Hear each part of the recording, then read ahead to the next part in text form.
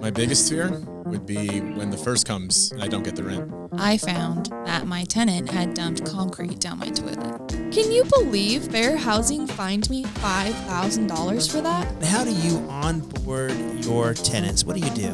I don't even know if I do it right.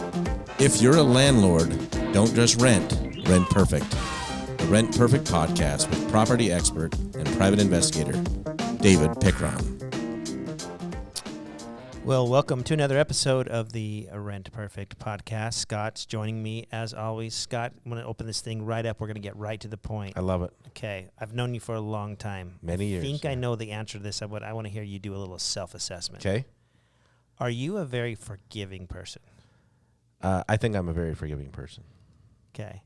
So if I was your tenant and I bounced a check or I came through an electronic system that had insufficient funds, how would you give me another chance to pay? Can I modify my first answer? No, yeah. No, I would definitely, yeah. I mean, I'd definitely give you a second chance to pay. Probably a third chance to pay because ultimately I want to get my money. But is there a point where you're like, okay, I'm done with being nice? I mean, is there do you have that point? I get to the point where I'm done playing games, Okay. for sure. I kind of want to talk about playing games today in reference to collecting rent. Yeah. It's not Monopoly. Yeah. Folks, this is real life. Right. And I want to kind of talk about different personalities and maybe how we handle things. I personally last month, now this is crazy, knock on wood, I had my first insufficient check last month. I teach about it, I see it, I train about it, but I've almost screened my people and talked to them in such a way, I guess, that I personally haven't had the issue. And what was kind of interesting is I had a long run of total success. Right. And so I was a little ticked about it, right? And so, I probably handled it way different than you would. Maybe, yeah. And I said, pretty much short and to the point, hey, your funds didn't clear. And he came back and said, I am so sorry. I don't know why it didn't clear. Let me look into it. I can have it straightened out by Thursday. This was a Monday. Okay. Right. And then he said, hey, listen, I love paying online. I would love to take another shot at it online. And I had to sit down, and I have this in my lease, but I had to sit down and think, do I need to change the way I want to handle this in my lease? Do I need to go back and really review how I handle an insufficient funds transaction? Yeah. And since you have no history with it, it's kind of, it is a new thing, right? I'm sure there's landlords out there that have this happen all the time. But for you, it's first time. For me, it's first time. Yep. And so then I have to say, hey, how forgiving am I? Should I allow them to, and I think my lease says you get one more shot at it, okay? And then if the second time it's an insufficient funds, you have to go to certified funds at the bank, which, be honest with you, is a pain for me to wait for that check, to meet you somewhere, to then go put it in the bank. Rent Perfect has made me completely and totally lazy when it comes to accepting rent.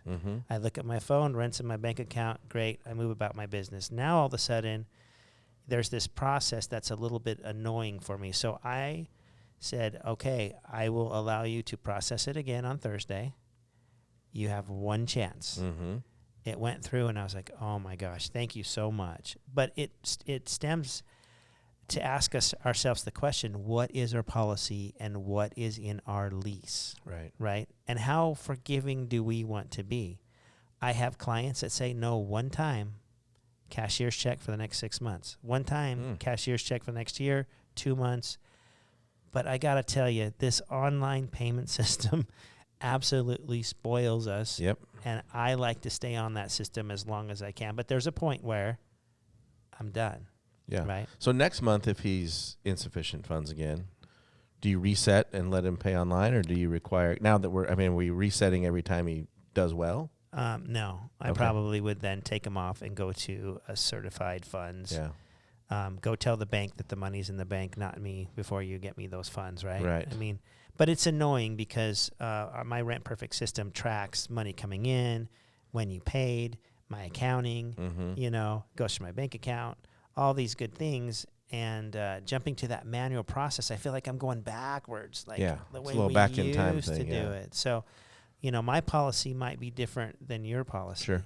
But I think I would go, okay, you can make one mistake, I'll forgive you. Second mistake, you have to be on certified funds for so many months. But we have a sample of that language.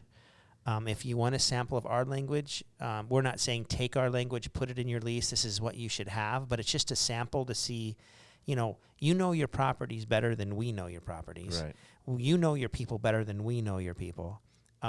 So take our sample, massage it, play with it, and make sure that it gets put into your lease. You can get that by asking us for our insufficient funds policy at info@rentperfect.com. Just go ahead and email us that, and we will go ahead and send you that document. You can take a look at it and just make sure that your lease is coinciding with how you feel and the way you handle those situations. Right. So, question for you: if you own multiple properties, right?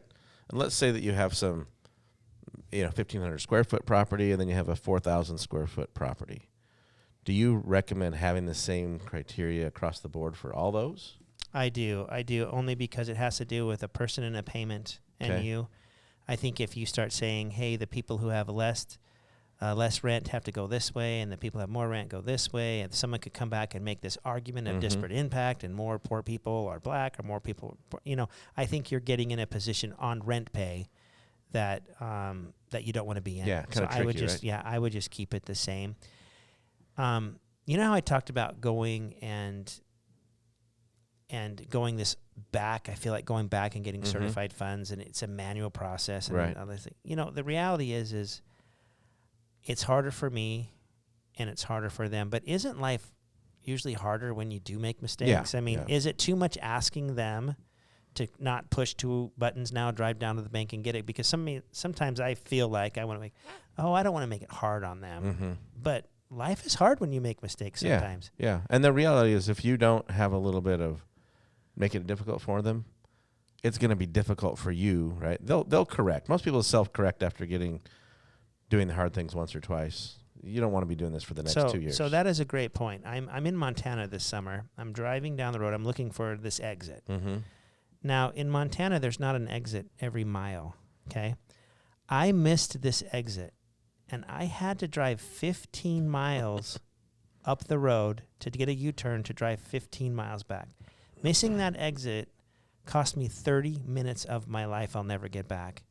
Do you think if I'm ever in that same situation, I will ever miss that exit again? No, you're making sure you're following the Google map. I will never miss that exit again. Right.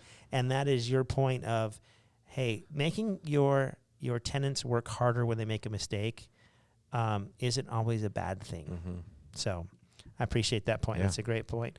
So go ahead and email us, info@rentperfect.com, for that insufficient funds policy. We'd love to get that to you, and just make sure you update that in your lease.